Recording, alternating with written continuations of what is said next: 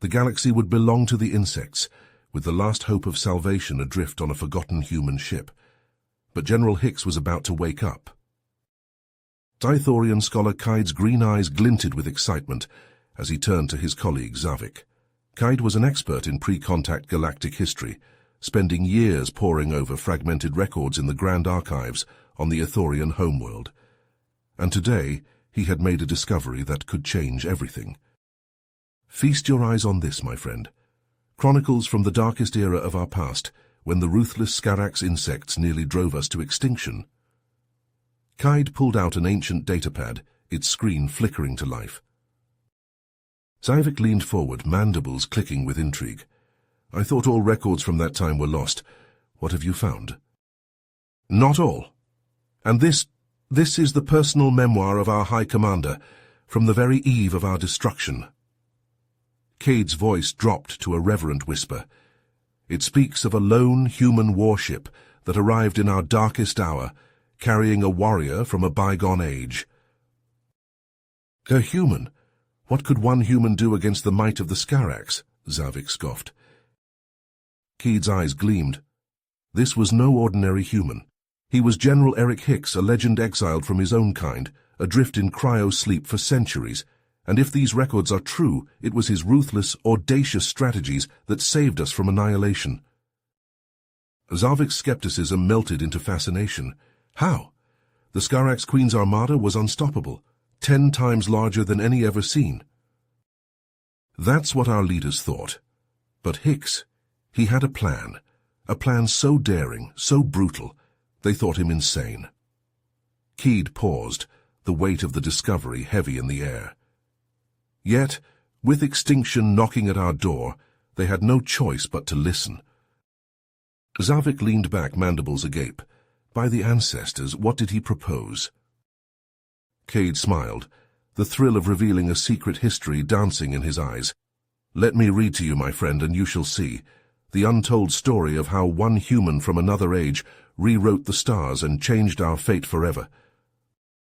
So begins the chronicle that would reshape the galaxy's understanding of its past, and the debt all owed to one legendary human general, without whom none would have survived to remember his name. Kaid's voice lowered to a conspiratorial whisper as he continued the tale. Hicks knew that the rigid caste system and unquestioning loyalty to the Queen was the Skarax's greatest weakness. He proposed a daring plan, capturing one of their high-ranking commanders and using advanced human neural interface technology to extract the complex pheromone codes the Queen used to control her swarms. Zavik's mandibles clicked in disbelief. Impossible. Our finest scientists had tried for decades to crack the Skarax pheromone language. It was unbreakable. Kaid nodded, his green eyes glinting. Indeed, that was the consensus, but the technology Hicks possessed was centuries beyond our own. The neural interface, he claimed, could not only decipher the pheromones, but synthesize them, allowing us to issue fake orders under the Queen's authority. Zavik's eye stalks widened, the implications sinking in. By the ancestors, we could turn her own army against her. Precisely, Kaid said, but capturing a commander cost us dearly. 1/3 of our remaining ships were lost in the battle, yet, against all odds, Hicks succeeded. He broke the code and grafted the interface to the commander's brain. Through it, he began injecting false orders into the Skarax command network. Zavik leaned forward, hanging on every word. And then? Chaos erupted in their ranks. Confusion, discord, Skarax ships turning on each other, sabotaging their own vessels. It bought us precious time and weakened their forces significantly. A flicker of hope danced in Zavik's eyes, only to be snuffed out by Kaid's next words. But even with the Skarax in disarray, the Queen's numbers were still vastly superior. In a head-on confrontation, our defeat was certain. Zavik slumped back, despair settling over him like a shroud. Then all was lost. Kaid shook his head, a strange gleam in his eyes. Not quite. Everything hinged on Hicks's next move. A strategy so audacious, so terrifying, that even our High Commander trembled at its mere mention. Zavik's mandibles hung slack, his eye stalks frozen in disbelief. By the ancestors, he faced down the Queen herself, alone. Kaid chuckled, shaking his head. Not quite alone. The records state he brought a handful of our finest commandos with him, but according to their accounts, they may as well have been spectators. I don't understand, Zavik clicked. How did they even get aboard the mothership? Hicks used the captured commander like a puppet, Kaid explained. Had it order the mothership to lower its defenses, allow a small shuttle to dock under the guise of a peace envoy. Zavik's eye stalk swiveled incredulously. And the Queen fell for this ruse? Initially, but she realized the deception the moment Hicks and his team emerged. Kaid leaned forward, his voice lowering. That's when all hells broke loose. What do you mean? The Queen, enraged at the trickery, set her elite guard upon them. But Hicks... Kaid paused as if struggling to find the words. He fought like nothing the commandos had ever seen, like a force of nature itself. Zavik leaned in, hanging on every word. How so?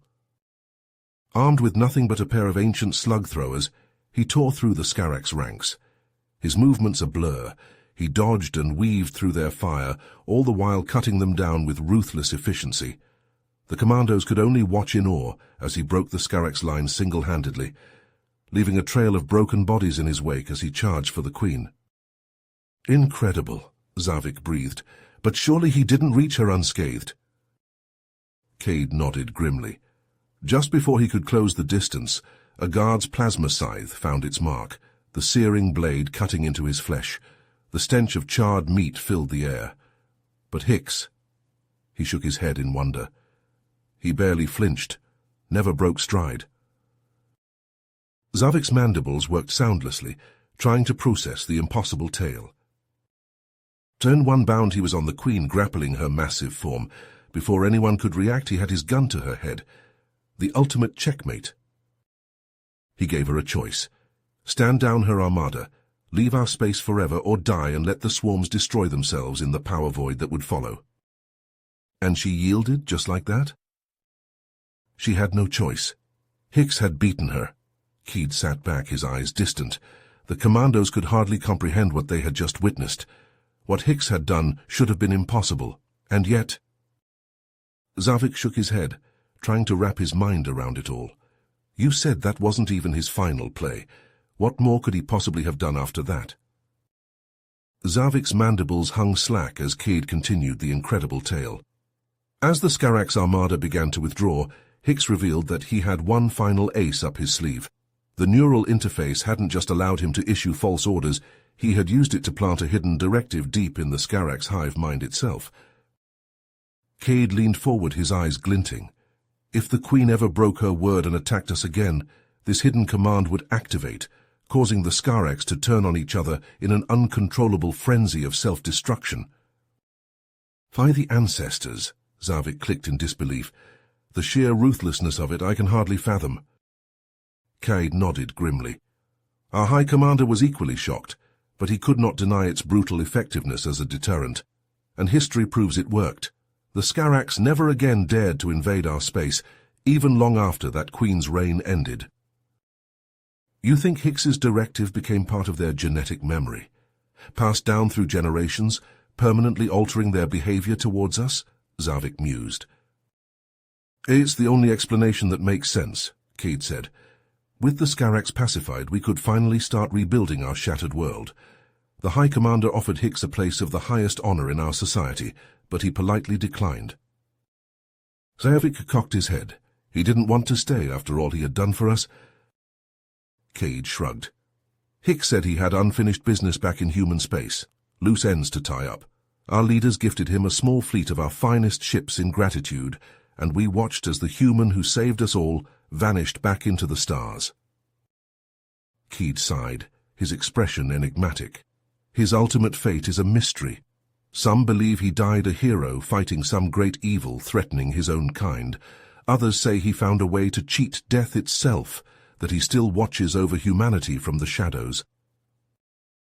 The Ithorian scholar paused, his brow furrowing. There is one strange detail that has always puzzled me, though, something the High Commander only briefly alluded to in his memoirs. Keed's brow furrowed as he continued. The High Commander wrote that when Hicks first arrived, he claimed to have been exiled from human space, his ship adrift for centuries, but that wasn't the whole truth. Zavik leaned forward, his eye stalks narrowing. What do you mean? The High Commander had our engineers secretly examine Hicks's ship while the human was leading the assault on the Skarax. What they found, it raised more questions than answers. The ship was undoubtedly of human design and had seen battle, but the engineers determined it couldn't have been more than a decade old, certainly not the centuries Hicks claimed, and there were no signs of the wear and tear you'd expect from a ship adrift that long. Zavik clicked his mandibles thoughtfully. So, Hicks lied about his exile, the duration of his journey? Keed nodded. The High Commander thought the same. He confronted Hicks about it after the Skarax were defeated. You know what Hicks said? He smiled and said, The truth is a matter of circumstances. It's not all things to all people all the time. The High Commander took that to mean Hicks had his reasons for not being fully forthcoming. And he let it go just like that? Out of respect for the man who saved us all, he didn't press further, but it does make one wonder. Zavik's eye stalk swiveled. About? Hicks's true origins, his motives. Perhaps he was on a secret mission for human leadership, or a rogue agent pursuing his own agenda. A spark of excitement flashed in Zavik's eyes. You don't suppose, could he have been a time traveler, sent from the future to alter history? They sat in contemplative silence, pondering the enigma of Eric Hicks. Then a thought visibly struck Zavik. Cade, the war crimes Hicks was allegedly exiled for, does the High Commander's memoir provide any details about those? Cade paused, his gaze distant as he flipped through the yellowed pages of the memoir, his brow furrowed in concentration. The Ithorian scholar's green eyes scanned the text, searching for any mention of the war crimes that had allegedly led to Hicks's exile from human space. After a few moments, he found what he was looking for, a brief passage where the High Commander recounted a conversation he had with the human general about his past. Cade's voice was grave as he began to read aloud. According to the memoir, Hicks spoke of a conflict known as the Arcturian Insurrection. A group of human colonists on the planet Arcturus III had rebelled against the Earth government, and Hicks, who was a young officer at the time, was sent to quell the uprising. Zavik leaned forward, his eye stalks narrowing. A rebellion? What caused it? Keed shook his head. The memoir doesn't say, but it does mention that the colonists had managed to gain control of a stockpile of nuclear weapons. They were threatening to detonate them if their demands for independence were not met. Nuclear weapons? Zavik's mandibles clicked in disbelief. That's madness. Keed nodded grimly.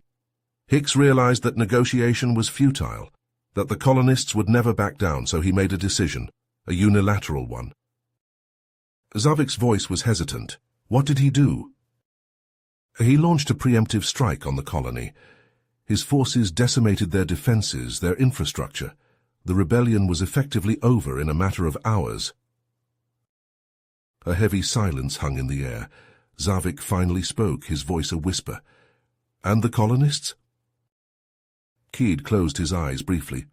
Thousands of civilian lives were lost in the attack, including many who had not actively supported the insurrection. By the ancestors, Zavik breathed. The Earth government hailed Hicks as a hero for his decisive action, but many in the military saw it differently. They viewed his actions as a gross overreach of authority, a violation of the rules of engagement. Keed turned the page, his finger tracing the words as he read. Hicks was court-martialed, found guilty of war crimes. The judge sentenced him to exile as an alternative to execution. Zavik listened, his expression a mix of horror and fascination. Did the High Commander believe Hicks's story? Cade nodded slowly. He noted that Hicks spoke of the incident with deep regret. He said that he had carried the weight of those deaths with him every day since. The High Commander believed that Hicks was a man haunted by his past, seeking redemption through his actions in the present. Cade leaned back in his chair, his gaze thoughtful. It would certainly explain a lot. As the two scholars pondered this revelation, a flicker of recognition flashed across Zavik's face. "You know, I remember reading something once about human psychology, about how they often—" Zavik's brow furrowed as he pondered the implications of this revelation, his eye stalks swiveling to meet Keed's gaze. "You know, I once read about a concept in human psychology called moral injury. It's when an individual commits, witnesses, or fails to prevent acts that go against their own deeply held moral beliefs. From what you've told me, it sounds like Hicks may have been suffering from this condition." Keed nodded slowly, his expression thoughtful. That would certainly align with the High Commander's observations of Hicks's behavior. He wrote that Hicks often seemed distant and preoccupied, as if he was constantly wrestling with some inner demon. His actions during the Arcturian insurrection must have fundamentally violated his own moral code, Zavik mused. The weight of those civilian deaths, the guilt of having overstepped his authority. Indeed, the High Commander also noted that Hicks had a tendency to take unnecessary risks, almost as if he had a death wish. Kaid's voice took on a somber tone. Perhaps he saw his mission to save us as a way to not only redeem himself, but to find a meaningful death in the process. Zavik's mandibles clicked as he considered this, but in the end, he chose to leave rather than stay and be celebrated as a hero. Maybe he felt he still had more to atone for, that his redemption was not yet complete. The human psyche is a complex and often contradictory thing, Kaid agreed. Hicks's motivations may have been multifaceted. In fact, the High Commander wrote of a final conversation he had with Hicks before his departure. Zavik leaned forward, his interest piqued. What did they discuss? Hicks spoke cryptically of a greater threat looming on the horizon, one that he felt compelled to confront. When the High Commander pressed him for more information, Hicks merely smiled sadly and said, "In time, all will be revealed." Kaid paused, his gaze distant. With that, he boarded his ship and set off into the unknown, leaving us to wonder at the mysteries he left in his wake. The two scholars sat back in their chairs, both lost in thought as they contemplated the incredible story they had just pieced together.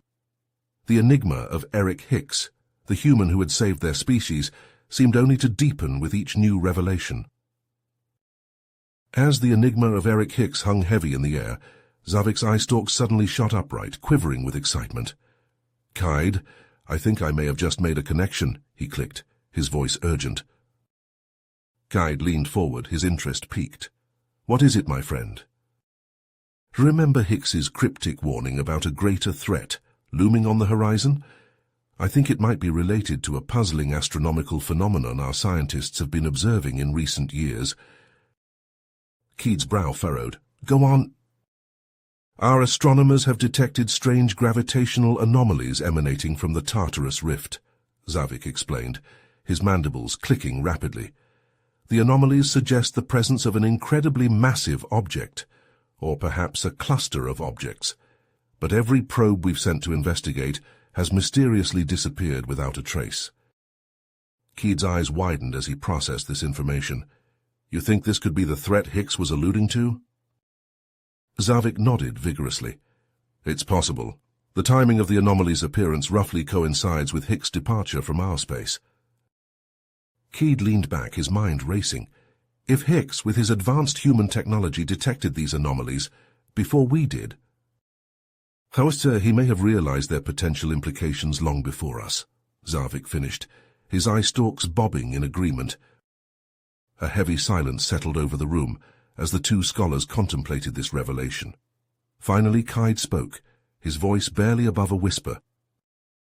"Do you think Hicks set out to confront this threat alone, or was he planning to warn the rest of humanity?" Zavik clicked his mandibles thoughtfully. Given his past and his apparent desire for redemption, he may have felt a personal responsibility to deal with the threat himself. Kaid shook his head in amazement. A single human taking on such a monumental task. It's almost beyond comprehension. "If the story of Eric Hicks is true," Zavik said slowly, "it would rewrite not just our history but the history of the entire galaxy." Keed nodded, his eyes distant. "It would paint a very different picture of humanity than the one most races currently hold," far from being the primitive, warmongering species of legend. First, they may be the unknowing saviors of the galaxy, Zavik finished, his voice filled with awe, with Hicks as their unsung champion. The two scholars looked at each other, the weight of their discovery settling heavily upon their shoulders. The implications were profound, the potential consequences staggering. In that moment, they both knew that their view of the universe and humanity's place within it would never be the same again. The mystery of Eric Hicks had just taken on a whole new dimension, and they were determined to unravel it, no matter where the truth might lead them. Keed stood abruptly, his chair scraping against the floor. "We need to bring this information to the High Council immediately," he said, his voice filled with urgency. "If there's even a chance that Hicks was right about this threat, we can't afford to ignore it." Zavik's eye stalks bobbed in agreement as he rose to his feet. "I'll gather all our research. You set up the meeting. The Council needs to hear this." Keed and Zavik sat in stunned silence, the gravity of their realization settling over them like a leaden shroud. The implications were staggering. If their theory about Hicks and the Tartarus Rift was true, then the humans' actions may have had repercussions that echoed across the galaxy. Keed was the first to break the silence, his voice a hoarse whisper. If Hicks confronted this threat and emerged victorious, then he didn't just save the Ithorians.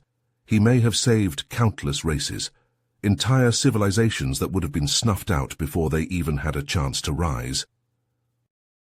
Keed shuddered, his scales rippling. "I don't even want to think about it. The kind of courage it would take to willingly dive into that abyss, knowing you might never return. It's beyond comprehension. Hicks may have had his flaws, his dark past. But in the end, he was a true hero." "More than that," Zavik clicked. "His story speaks to the incredible potential of his entire species. If one human could achieve so much, alter the very course of galactic history, imagine what they could accomplish as a united force." "We've underestimated them," Keid said, shaking his head. "Dismissed them as primitive upstarts, too caught up in their own petty conflicts to ever make a real difference. But now, I'm starting to think they may be one of the most remarkable races in the cosmos." Zavik's mandibles twitched in agreement. This could change everything. The way the galaxy perceives humanity, the way they perceive themselves. Hicks's story needs to be told. Keed's eyes lit up. "We need to bring this to the High Council. Propose a mission to the Tartarus Rift. We have to investigate these anomalies. Search for any sign of Hicks or his ship." "And if we don't find him," Zavik asked, "if he's truly lost to the void?" "Then we keep searching," Keed said firmly. "For clues, for answers. We owe him that much, and the potential knowledge to be gained, it's immeasurable." The two scholars began gathering up the scattered memoirs and data pads, a newfound energy buzzing between them. They knew the path ahead would be fraught with peril and uncertainty, but they also knew that the rewards, for their people, for the galaxy, and for the truth, would be worth any risk. As Keed and Zavik hurriedly gathered the High Commander's memoirs and their own notes, preparing to bring their groundbreaking findings to the Ithorian High Council, an urgent beep from the comm unit interrupted their fervor. Keid's eye stalks swiveled towards the flashing light, his heart suddenly heavy with foreboding. "It's from the Tartarus Rift expedition," he said, his voice tight. "Zath, the expedition leader." With a trembling appendage, he patched the message through. Zath's normally unflappable visage filled the screen, but his demeanor was anything but calm. His leathery skin had a sickly greyish tinge, and his eye stalks were quivering uncontrollably.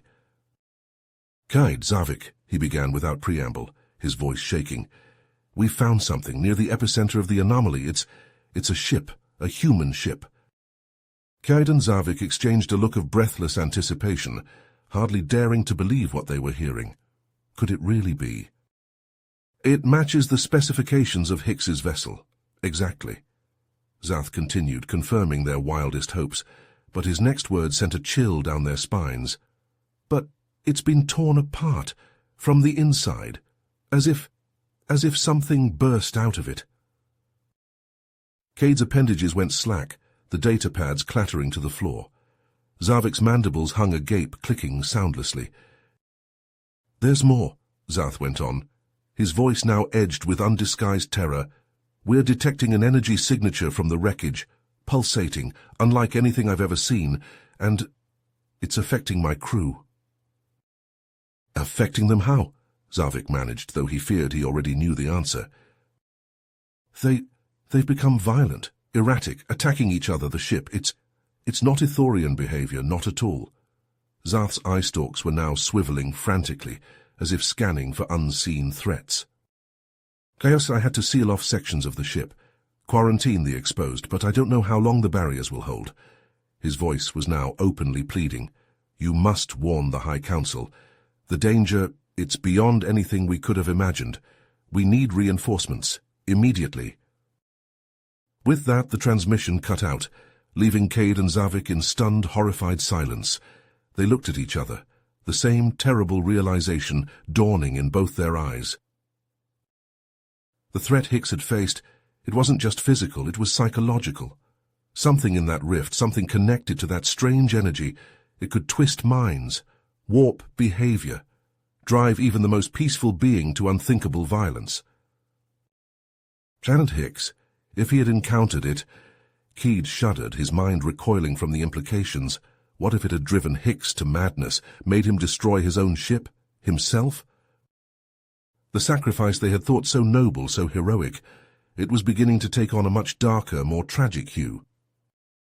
As they walked, a new understanding of the depth of Hicks's sacrifice settled over them like a shroud.